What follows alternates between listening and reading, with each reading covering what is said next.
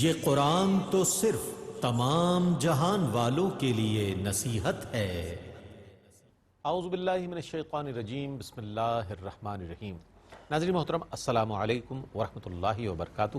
میں ہوں آپ کو میزبان محمد رئیس احمد، اور پیش کیا جا رہا ہے تلاوت قرآن کریم، ترجمہ اور تفسیر پر مشتمل پروگرام پیغام قرآن۔ الحمدللہ آج 16واں پارہ اپنے اختتام کو پہنچے گا، اور سورہ طٰہٰ جیسا کہ عرض کیا گیا کہ جاری و ساری ہے، اس کے مضامین مزید آپ کے سامنے آئیں گے۔ تلاوت قرآن کریم کے لیے تشریف فرما ہے ممتاز و معروف قاری جناب قاری نعمان نعیمی۔ السلام علیکم ورحمۃ اللہ وبرکاتہ۔ وعلیکم السلام ورحمۃ اللہ وبرکاتہ۔ اور ناظرین محترم، تفسیر کے لیے تشریف فرما ہے ممتاز و معروف عالم دین علامہ مفتی محمد اسماعیل نورانی صاحب۔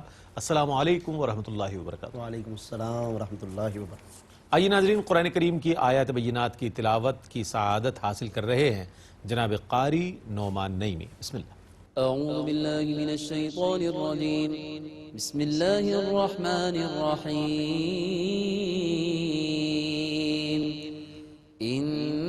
انہو من یأتی ربہ مجرما فإن له جہنم لا يموت فيها ولا يحيا۔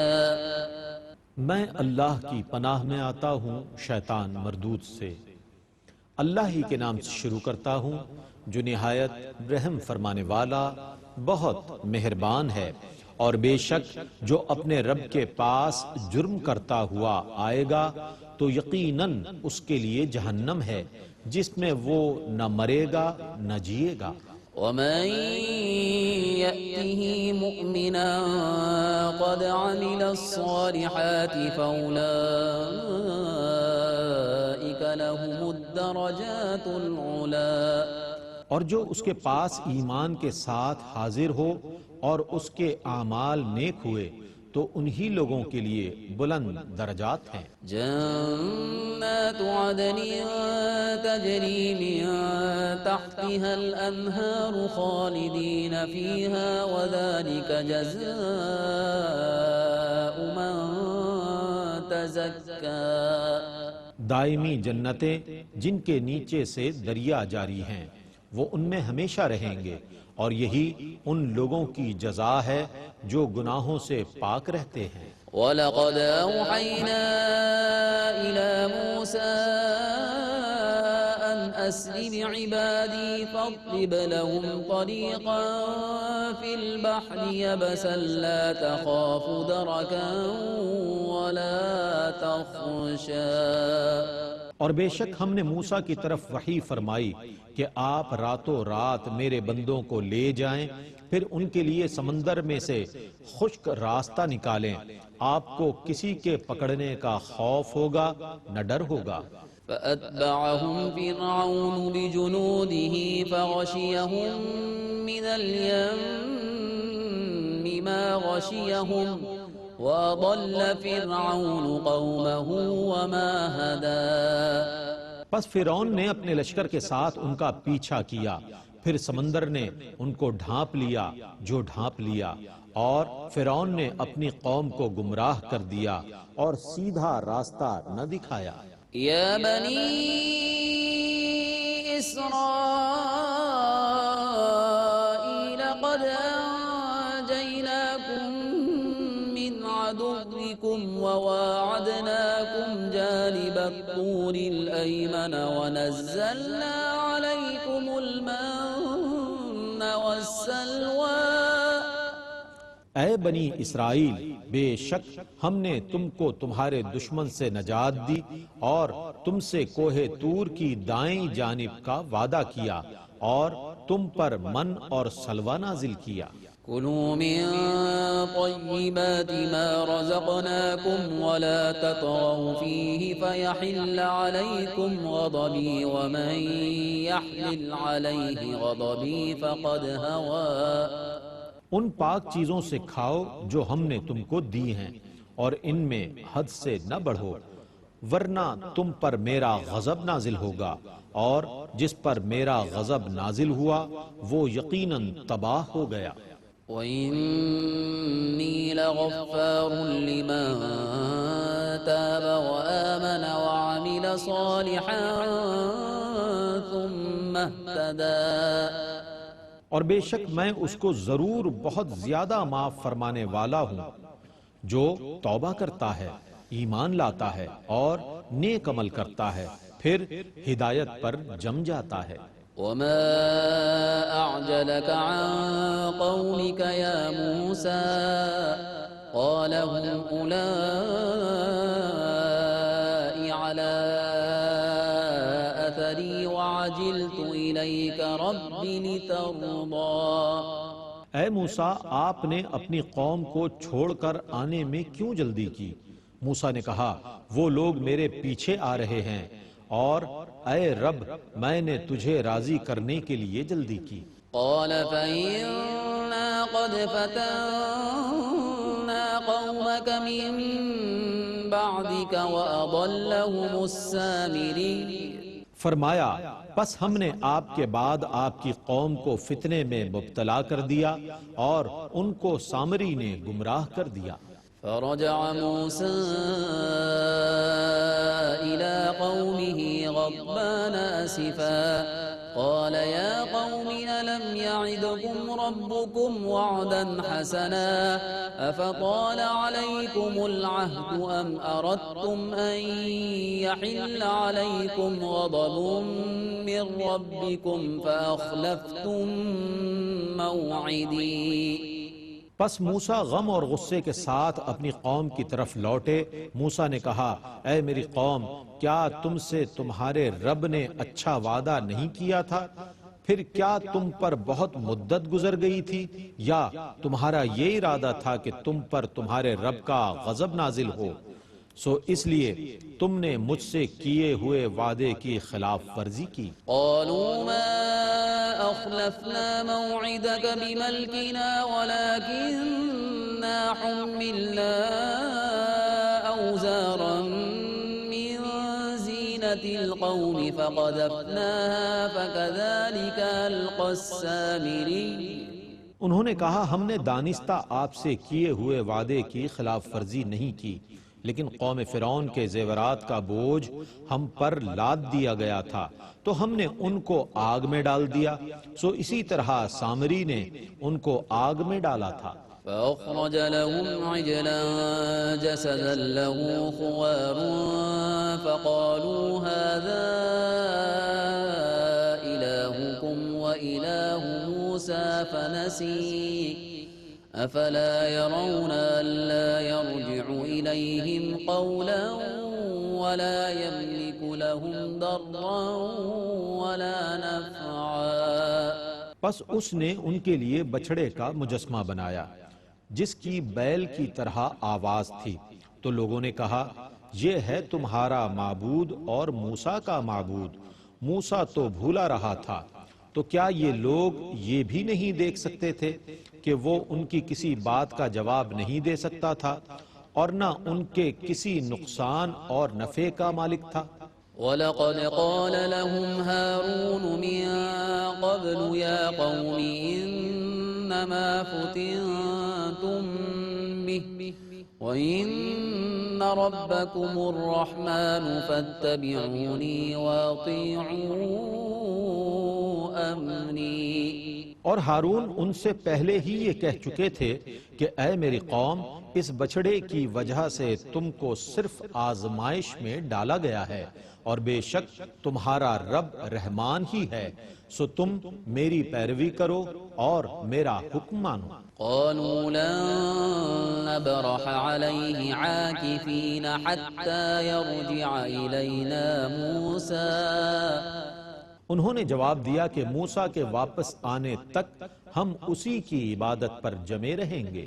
قال يا هارون ما منعك إذ رأيتهم ضلوا ألا تتبعني أفعصيت أمري۔ موسیٰ نے کہا اے ہارون، جب آپ نے دیکھا کہ یہ گمراہ ہو گئے تو آپ کو کس چیز نے منع کیا جو آپ نے میری پیروی نہ کی؟ کیا آپ نے میرے حکم کی نافرمانی کی؟ قال يا ابن لا تأخذ بلحيتي ولا برأسي إني خشيت أن تقول فرقت بين بني إسرائيل ولم ترقب قولي. ہارون نے کہا اے میری ماں کے بیٹے آپ میری داڑھی نہ پکڑیں اور نہ میرے سر کو، بے شک مجھے ہی خطرہ تھا کہ آپ کہیں گے کہ تم نے بنی اسرائیل میں تفرقہ ڈال دیا اور میرے حکم کا انتظار نہیں کیا. قال فما خطبك يا سامري؟ قال بصرت بما لم يبصروا به فقبضت قبضة من أثر الرسول فنبذتها وكذلك سولت لي نفسي. موسیٰ نے کہا اے سامری تیرا کیا معاملہ ہے؟ سامری نے کہا میں نے وہ چیز دیکھی جو دوسروں نے نہیں دیکھی تو میں نے اللہ کے رسول جبریل کے نقش قدم سے ایک مٹھی بھر لی، پھر میں نے اس مٹھی بھر خاک کو بچھڑے کے مجسمے میں ڈال دیا، میرے دل نے یہی بات بنائی تھی. قال فاذهب فإن لك في الحياة أن تقول لا مساس وإن لك موعدا لا تخلفه وانظر إلى إلهك الذي ظلت عليه عاكفا لنحرقنه ثم لننسفنه في اليم نسفا. موسیٰ نے کہا اب تو یہاں سے چلا جا، اب تو زندگی بھر یہی کہے گا کہ مجھے مت چھونا، اور تجھ سے آخرت میں سزا کا وعدہ ہے جس سے تو ہرگز نہیں بچ سکے گا، اور تو اپنے اس خود ساختہ معبود کو دیکھ جس کی عبادت پر تو جمع بیٹھا تھا، ہم اس کو ضرور جلا دیں گے، پھر اس کی راکھ کو اڑا کر سمندر میں پھینک دیں گے. انما الہکم اللہ الذی لا الہ الا ہو وسع کل شیء علما. تمہارا معبود تو صرف اللہ ہی ہے جس کے سوا کوئی عبادت کا مستحق نہیں ہے، اس کے علم نے ہر چیز کا احاطہ کر لیا ہے. كذلك نقص عليك من أنبائك ما قد سبق وقد آتيناك من لدنا ذكرا. ہم اسی طرح آپ پر گزشتہ خبروں کا بیان فرماتے ہیں اور بے شک ہم اپنے پاس سے آپ کو ذکر قرآن عطا فرما چکے ہیں. من أعرض عنه فإنه يحمل يوم القيامة وزرا خالدين فيه وساء لهم يوم القيامة حملا. اور جس شخص نے اس سے منہ موڑا وہ یقیناً قیامت کے دن بہت وزنی بوجھ اٹھائے گا، وہ ہمیشہ اسی بوجھ میں رہے گا، اور قیامت کے دن ان کے لیے وہ کیسا برا بوجھ ہوگا. يوم ينفخ في الصور ونحشر المجرمين يومئذ زرقا يتخافتون بينهم إن لبثتم إلا عشرا. جس دن سور میں پھونکا جائے گا اور ہم مجرموں کو اٹھائیں گے، اس دن ان کی آنکھیں نیلگوں ہوں گی، وہ آپس میں چپکے چپکے کہیں گے تم صرف 10 دن ٹھہرے تھے. نحن أعلم بما يقولون إذ يقول أمثلهم طريقة إن لبثتم إلا يوما. ہم کو خوب معلوم ہے کہ وہ کیا کہیں گے، جبکہ ان کے نزدیک سب سے اچھے طریقے والا یہ کہے گا کہ تم تو صرف ایک دن ٹھہرے تھے. وَيَسْأَلُونَكَ عَنِ الْجِبَالِ فَقُلْ يَنسِفُهَا رَبِّي نَسْفًا فَيَذَرُهَا قَاعًا صَفْصَفًا لَا تَرَى فِيهَا عِوَجًا وَلَا أَمْتًا. اور لوگ آپ سے پہاڑوں کے متعلق سوال کرتے ہیں، آپ کہیے میرا رب انہیں ریزہ ریزہ کر کے اڑا دے گا اور زمین کو کھلے ہوئے ہموار میدان کی حالت میں چھوڑ دے گا۔ آپ اس زمین میں نہ کوئی کجی دیکھیں گے نہ اونچ نیچ۔ يومئذ يتبعون الداعي لا عوج له وخشعت الأصوات للرحمن فلا تسمع إلا همسا۔ اس دن سب لوگ پکارنے والے کے پیچھے جائیں گے، اس میں کوئی کجی نہیں ہوگی اور رحمان کے خوف سے سب کی آوازیں پست ہوں گی۔ سو اے مخاطب تو معمولی سی آہٹ کے سوا کچھ نہ سن سکے گا۔ يومئذ لا تنفع الشفاعة إلا من أذن له الرحمن ورضي له قولا يعلم ما بين أيديهم وما خلفهم ولا يحيطون به علما۔ اس دن اس کے سوا کسی کی شفاعت نفع نہیں پہنچائے گی جس کے لیے رحمان نے اجازت دی ہو اور جس کے قول سے وہ راضی ہو۔ اس کو وہ سب معلوم ہے جو لوگوں کے آگے ہے اور لوگوں کے پیچھے ہے، اور لوگ اس کے علم کا احاطہ نہیں کر سکتے۔ وعنت الوجوه للحي القيوم وقد خاب من حمل ظلما۔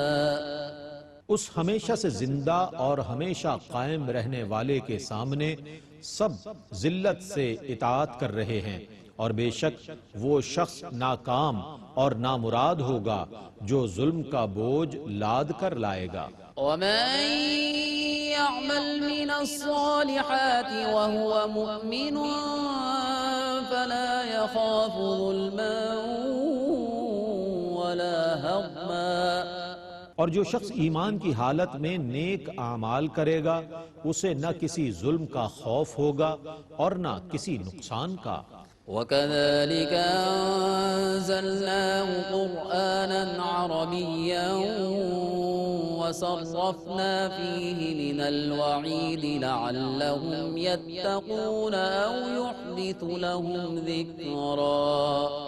اور اسی طرح ہم نے اس کو عربی قرآن نازل کیا ہے اور اس میں کئی قسم کی سزاؤں کی خبر سنائی ہے تاکہ لوگ ڈریں یا وہ سزا کی خبر ان کے دلوں میں نصیحت پیدا کر دے۔ فتعالى الله الملك الحق ولا تعجل بالقرآن من قبل أن يقضى إليك وحيه وقل رب زدني علما۔ پس بلند شان والا ہے اللہ جو سچا بادشاہ ہے، اور اس سے پہلے کہ آپ کی طرف پوری وحی کی جائے آپ قرآن پڑھنے میں جلدی نہ کیجیے، اور آپ دعا کیجیے کہ اے میرے رب میرے علم کو زیادہ کر دے۔ وَلَقَدْ عَهِدْنَا إِلَىٰ آدَمَ مِن قَبْلُ فَنَسِيَ وَلَمْ نَجِدْ لَهُ عَزْمًا۔ اور بے شک ہم نے اس سے پہلے آدم سے عہد لیا تھا، پس وہ بھول گئے اور ہم نے ان کا نافرمانی کرنے کا قصد نہیں پایا۔ وَإِذْ قُلْنَا لِلْمَلَائِكَةِ اسْجُدُوا لِآدَمَ فَسَجَدُوا إِلَّا إِبْلِيسَ أَبَى۔ اور جب ہم نے فرشتوں سے کہا کہ آدم کو سجدہ کرو تو ابلیس کے سوا سب نے سجدہ کیا، اس نے انکار کر دیا۔ فَقُلْنَا يَا آدَمُ إِنَّ هَذَا عَدُوٌّ لَكَ وَلِزَوْجِكَ فَلَا يُخْرِجَنَّكُمَا مِنَ الْجَنَّةِ فَتَشْقَىٰ۔ پس ہم نے آدم سے فرمایا اے آدم یہ آپ کا اور آپ کی بیوی کا دشمن ہے، ایسا نہ ہو کہ یہ آپ دونوں کو جنت سے نکلوا دے تو آپ مشقت میں پڑ جائیں گے۔ إِنَّ لَكَ أَلَّا تَجُوعَ فِيهَا وَلَا تَعْرَىٰ وَأَنَّكَ لَا تَظْمَأُ فِيهَا وَلَا تَضْحَىٰ۔ بے شک آپ جنت میں نہ بھوکے رہیں گے اور نہ برہنہ، اور نہ آپ جنت میں پیاسے رہیں گے اور نہ دھوپ کی تپش محسوس کریں گے۔ فوسوس إليه الشيطان قال يا آدم هل أدلك على شجرة الخلد وملك لا يبلى؟ شیطان نے ان کی طرف وسوسہ ڈالا اور کہا، اے آدم، کیا میں دائمی حیات کے درخت کی طرف آپ کی رہنمائی کروں اور اس بادشاہت کی طرف جس کو کبھی زوال نہ ہو؟ فأكلا منها فبدت لهما سوآتهما وطفقا يخصفان عليهما من ورق الجنة وعصى آدم ربه فغوى۔ پس ان دونوں نے اس درخت میں سے کھا لیا، سو ان دونوں کے ستر کھل گئے اور وہ دونوں جنت کے پتوں سے اپنے ستر کو ڈھانپنے لگے، اور آدم نے بظاہر اپنے رب کی نافرمانی کی تو وہ لغزش میں مبتلا ہو گئے۔ ثم اجتباه ربه فتاب عليه وهدى۔ پھر ان کے رب نے انہیں برگزیدہ فرمایا اور ان کی توبہ قبول فرمائی اور ان کو بلند درجات کی ہدایت دی۔ قال اهبطا منها جميعا بعضكم لبعض عدو فإما يأتينكم مني هدى فمن اتبع هداي فلا يضل ولا يشقى۔ فرمایا، تم دونوں اکٹھے جنت سے اتر جاؤ، تم میں سے بعض دوسرے بعض کے دشمن ہوں گے، پھر اگر تمہارے پاس میری طرف سے ہدایت آئے تو جس نے میری ہدایت کی پیروی کی وہ نہ گمراہ ہوگا اور نہ مشقت میں مبتلا ہوگا۔ ومن أعرض عن ذكري فإن له معيشة ضنكا ونحشره يوم القيامة أعمى قال رب لم حشرتني أعمى وقد كنت بصيرا۔ اور جس نے میرے ذکر سے اعراض کیا تو یقیناً اس کی زندگی بہت تنگی میں گزرے گی، اور قیامت کے دن ہم اسے اندھا اٹھائیں گے۔ وہ کہے گا، اے میرے رب، تو نے مجھے اندھا کیوں اٹھایا حالانکہ میں دنیا میں دیکھنے والا تھا۔ قال كذلك أتتك آياتنا فنسيتها وكذلك اليوم تنسى وكذلك نجزي من أسرف ولم يؤمن بآيات ربه ولعذاب الآخرة أشد وأبقى۔ اللہ فرمائے گا، اسی طرح تیرے پاس میری نشانیاں آئی تھیں تو تو نے ان کو فراموش کر دیا تھا، اور اسی طرح آج تجھے بھی فراموش کر دیا جائے گا، اور جو شخص اپنے رب کی آیتوں پر ایمان نہ لائے اور حد سے تجاوز کرے ہم اسی طرح اس کو سزا دیتے ہیں، اور بے شک آخرت کا عذاب زیادہ سخت اور بہت باقی رہنے والا ہے۔ أفلم يهد لهم كم أهلكنا قبلهم من القرون يمشون في مساكنهم إن في ذلك لآيات لأولي النهى۔ کیا انہوں نے اس سے ہدایت نہیں پائی کہ ہم ان سے پہلے کتنی بستیوں کو ہلاک کر چکے ہیں جن کے رہنے کی جگہوں میں یہ لوگ چل پھر رہے ہیں، بے شک اس میں عقل والوں کے لیے ضرور نشانیاں ہیں۔ ولولا كلمة سبقت من ربك لكان لزاما وأجل مسمى۔ اور اگر آپ کے رب کی طرف سے ایک بات پہلے ہی مقدر نہ ہو چکی ہوتی اور ایک میعاد مقرر نہ ہو چکی ہوتی تو ان کو اسی وقت عذاب آ چمٹتا۔ فاصبر على ما يقولون وسبح بحمد ربك قبل طلوع الشمس وقبل غروبها ومن آناء الليل فسبح وأطراف النهار لعلك ترضى۔ سو آپ ان کی باتوں پر صبر کیجئے اور اپنے رب کی حمد کے ساتھ اس کی تسبیح پڑھتے رہیے طلوع آفتاب سے پہلے اور غروب آفتاب سے پہلے اور رات کے بعض اوقات میں اور دن کے حصوں میں بھی تسبیح پڑھیے تاکہ آپ راضی ہو جائیں۔ ولا تمدن عينيك إلى ما متعنا به أزواجا منهم زهرة الحياة الدنيا لنفتنهم فيه ورزق ربك خير وأبقى۔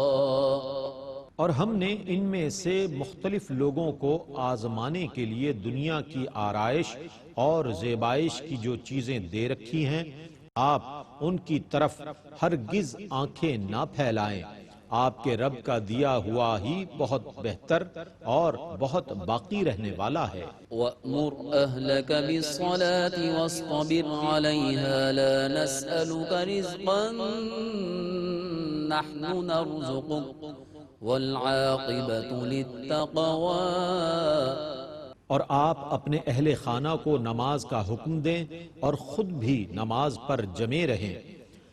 ہم آپ سے آپ کے رزق کا سوال نہیں کرتے، ہم خود آپ کو رزق دیتے ہیں اور نیک انجام صرف تقوی کا ہے۔ وَقَالُوا لَوْلَا يَأْتِينَا بِآيَةٍ مِّن رَّبِّهِ أَوَلَمْ تَأْتِهِم بَيِّنَةُ مَا فِي الصُّحُفِ الْأُولَى۔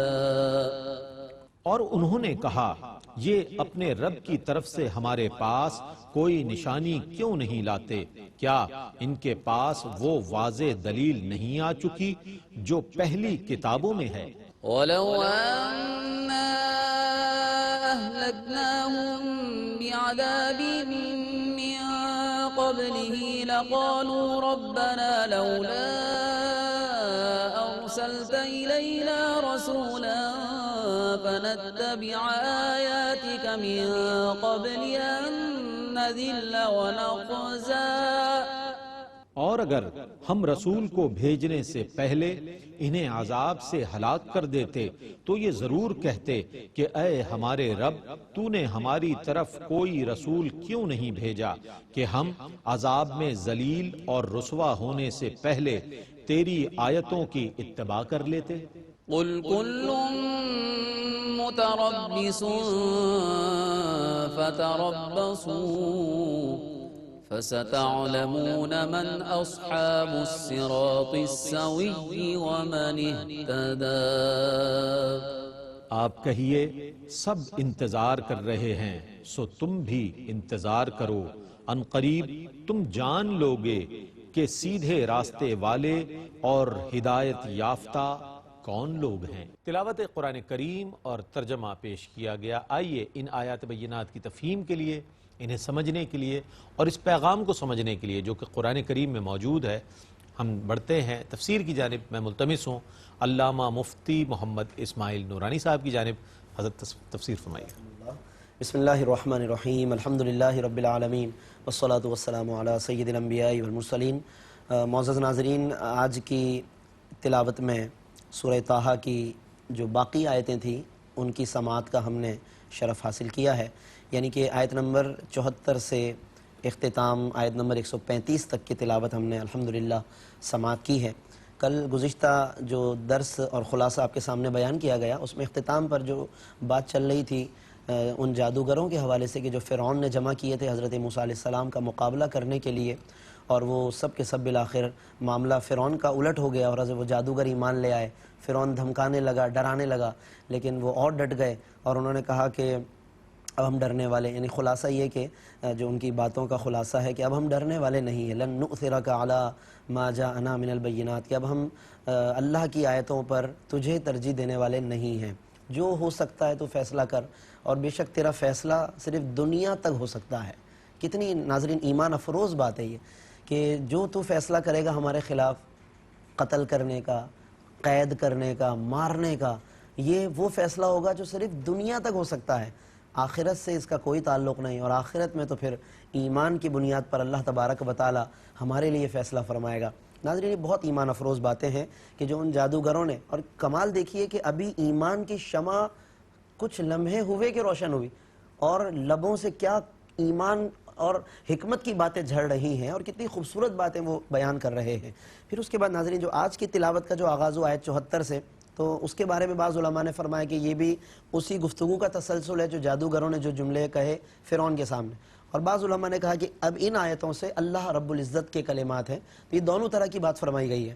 ان آیتوں میں کیا خوبصورت بات فرمائی، انہ من یأتی ربہ مجرما، دو طبقوں کی طرف اشارہ کر دیا اور بہت کمال طریقے سے، انہ من یأتی ربہ مجرما، کہ جو رب اپنے رب کی بارگاہ میں حاضر ہوگا مجرم بن کر۔ اب یہ بندے کے ہاتھ میں دنیا میں اس وقت کہ وہ سوچ لے کہ میں جب رب کی بارگاہ میں حاضر ہوں گا تو کیا مجرم بنا کر اور مجرم کے طور پر مجھے لایا جائے گا، یا میں مطیع و فرما بردار کے طور پر پیش کیا جاؤں گا، یہ بندے کے ہاتھ میں۔ اور پھر اس میں پھر دونوں باتوں میں غور کر لے، کیونکہ قرآن کہہ چکا ہے کہ وَهَدَيْنَاهُ النَّجْدَيْنِ، ہم نے دونوں راستے تمہارے لیے واضح کر دیے ہیں۔ اب ان دونوں راستوں کا الگ الگ طریقہ یا نتیجہ کیا ہے، انہ من یأتی ربہ مجرما، جو مجرم بن کر آئے گا فإن لہ جہنم لا يموت فیہا ولا یحیا، اس کے لیے پھر جہنم ہے جس میں نہ وہ مرے گا نہ جیے گا، یعنی نہ مرنے کا نہ جینے کا۔ وہ ایسی عجیب و غریب سچویشن ہے دوزخ میں۔ اللہ تعالی ہم سب کو اپنی حفظ و امان عطا فرمائے، پناہ طلب کرنی چاہیے ناظرین، اور ایمان کی توفیق پر قائم رہنے کی دعا کرنی چاہیے۔ اور پھر فرمایا کہ وَمَن یأتہ مؤمنا، اور جو اللہ کے حضور مومن اور مطیع بن کر حاضر ہوگا، قد عمل الصالحات، کہ اس نے نیک عمل کیے ہوں گے، فَأُولَئِكَ لَهُمُ الدَّرَجَاتُ الْعُلَىٰ، تو اس کے لیے ان کے لیے بلند و بالا درجات ہیں۔ اور آخر میں یہ بھی کہہ دیا گیا کہ وہی لوگ کامیاب ہیں۔ تو ناظرین یہ بہت بنیادی کچھ باتوں کی طرف ان آیات میں اشارہ کیا گیا۔ یہ آیت 74 اور 75 ہے، اس کو علیحدہ سے بھی میں ضرور کہوں گا کہ آپ ناظرین پڑھیے گا اس کو، آیت نمبر 74 75 سورہ طٰہٰ کی، کہ یہ ہماری زندگی کا دراصل خلاصہ ہے اور ایک جائزہ ہے جو قرآن نے پیش کیا ہے پورے معاشرے کے حوالے سے، ہمیں ضرور اس کو الگ سے بھی پڑھنا چاہیے۔ پھر اس کے بعد حضرت موسیٰ علیہ السلام کہ جو اپنی قوم کو لے کر جس طریقے سے پھر انہیں روانہ ہونے کا حکم فرمایا گیا، کیونکہ وہ فرعون کا جو مارکا تھا، فرعون کا جو معاملہ تھا، حضرت موسیٰ علیہ السلام بہت اعلیٰ طریقے سے فتح یاب ہو گئے، کامیاب ہو گئے۔ اب اس کے بعد اللہ رب العزت نے حکم فرمایا کہ آپ اپنی قوم کو لے کر اب یہاں سے روانہ ہو جائیے۔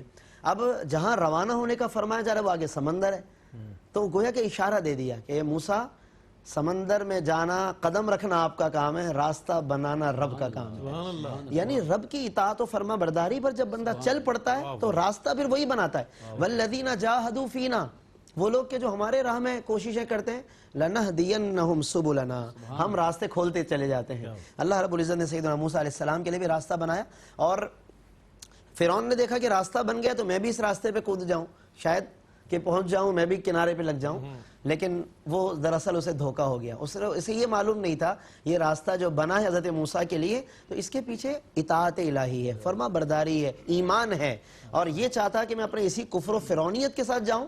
چنانچہ جب وہ کود گیا تو فغشیہ من الیم ما غشیہ، اور چنانچہ سمندر نے اس کو ڈھانپ لیا، اسے اور پوری قوم کو اچھی طریقے سے ڈھانپ لیا، اور پھر جس طریقے سے وہ غرق ہوا ہے تو اس کی تفصیل ناظرین پہلے گزر چکی ہے۔ اس کے بعد پھر اللہ رب العزت نے بنی اسرائیل کو جب نجات دے دی تو پھر ان کئی انعامات کا اللہ نے آگے اگلی آیتوں میں ذکر فرمایا کہ قد انجیناکم من عدوکم، دشمنوں سے ہم نے تمہیں نجات دی، وواعدناکم جانب الطور الایمن، اور طور کی دائیں جانب ہم نے تم سے ایک وعدہ کیا، یعنی ایک وقت مقرر رکھا، اور کئی لوگوں کو اللہ رب العزت نے حضرت موسیٰ علیہ السلام کے ساتھ وہاں پر بلایا۔ ونزلنا علیکم المن والسلوی، من و سلوی ہم نے نازل کیا۔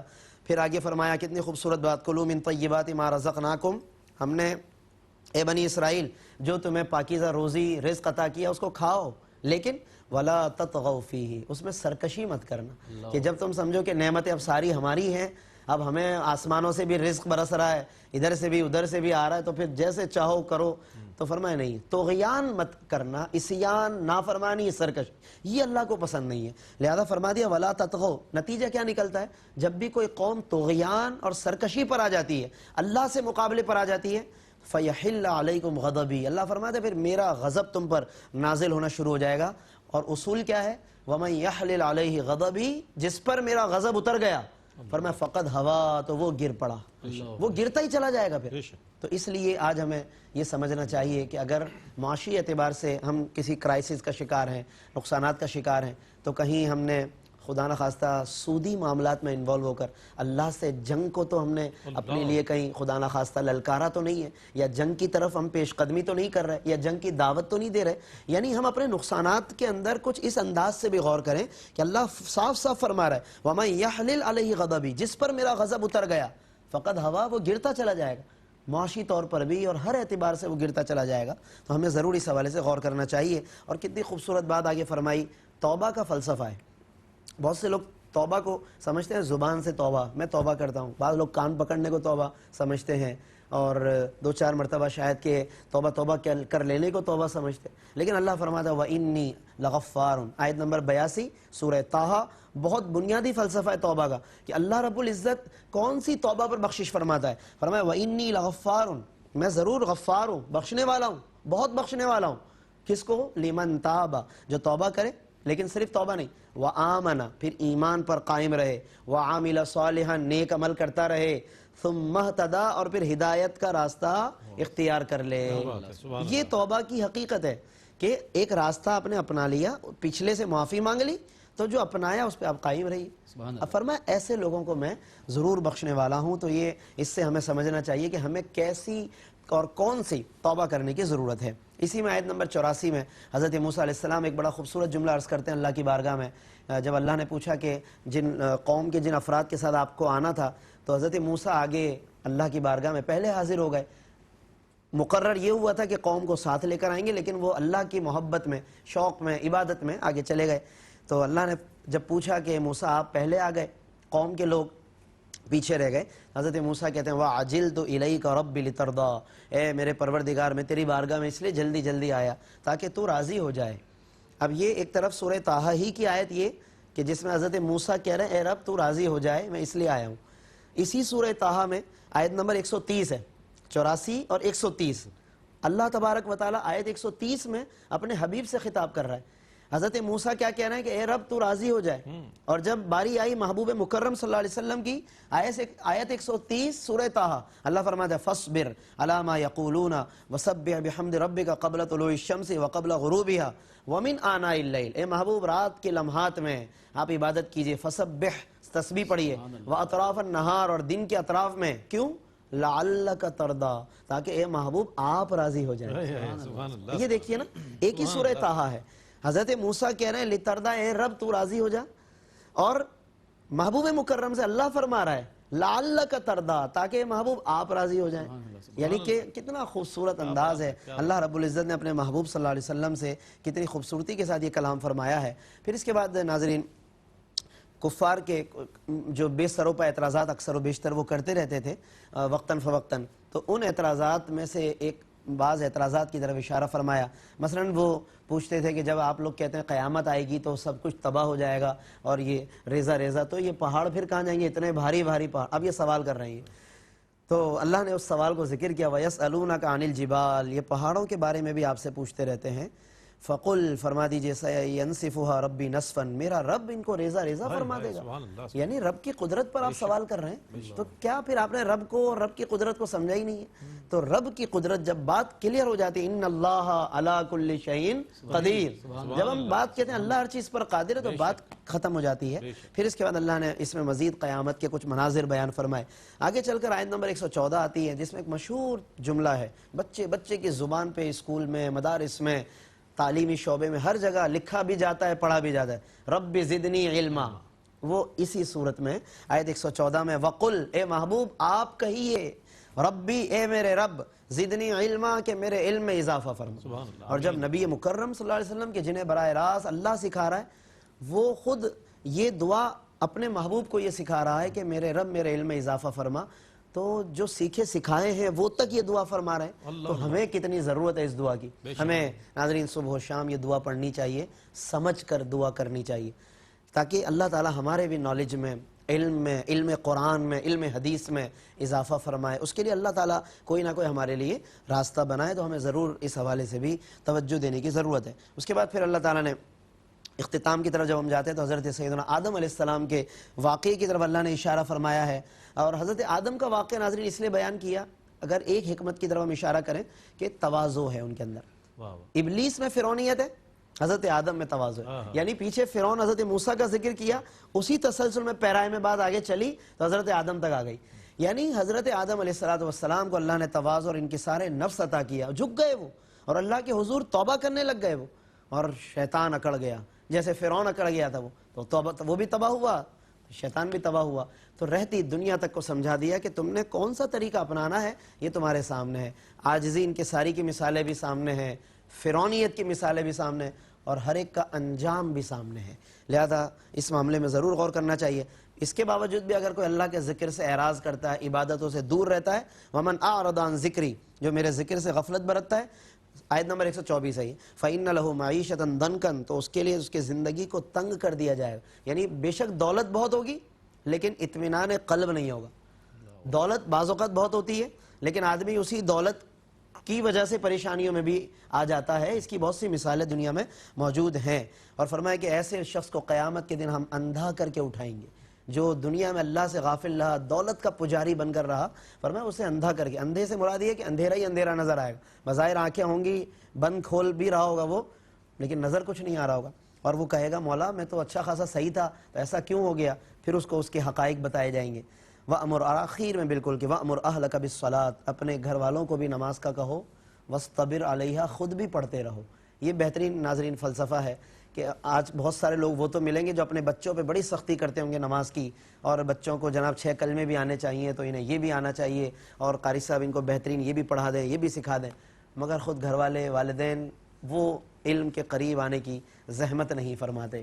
تو قرآن سے سیکھیے کہ وَأْمُرْ أَهْلَكَ بِالصَّلَاةِ، اپنے اہل کو بھی نماز کا کہیے، وَاسْتَبِرْ عَلَيْهَا، اور بہترین اثر کب ہوگا جب خود بھی اس پر قائم رہیں گے، یہی قرآن ہمیں بتا رہا ہے۔ اللہ رب العزت سے دعا ہے کہ رب کریم ہمیں سورہ طٰہٰ کی ان بہترین نصیحتوں کو چننے اور اپنی زندگی میں اس کو نافذ کرنے کی توفیق رفیق مرحمت فرمائے، آمین۔ وآخر دعوانا الحمدللہ رب العالمین۔ جزاک اللہ، بہت شکریہ مفتی صاحب، بہت ہی خوبصورت انداز میں مفتی صاحب تفسیر فرما رہے تھے۔ ناظرین محترم، الحمدللہ اس طور پر آج 16واں پارہ مکمل ہوا، اور الحمدللہ یہ اللہ کا کرم ہے کہ اللہ تعالیٰ نے اس سعادت کے سفر میں آپ کو اور ہمیں سب کو گامزن فرمایا ہے۔ 17ویں پارے کا کل سے آغاز ہوگا، سورہ انبیاء سے انشاءاللہ تلاوت کا آغاز ہوگا۔ 17ویں پارے ہی میں سورہ حج بھی انشاءاللہ تلاوت کی جائے گی، اس کا بھی ترجمہ اور تفسیر پیش کی جائے گی۔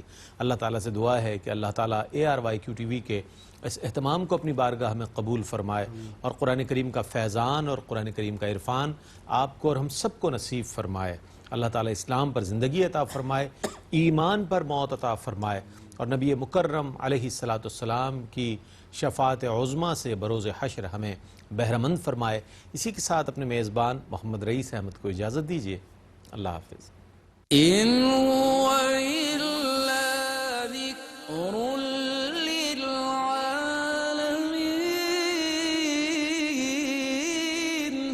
یہ قرآن تو صرف تمام جہان والوں کے لیے نصیحت ہے۔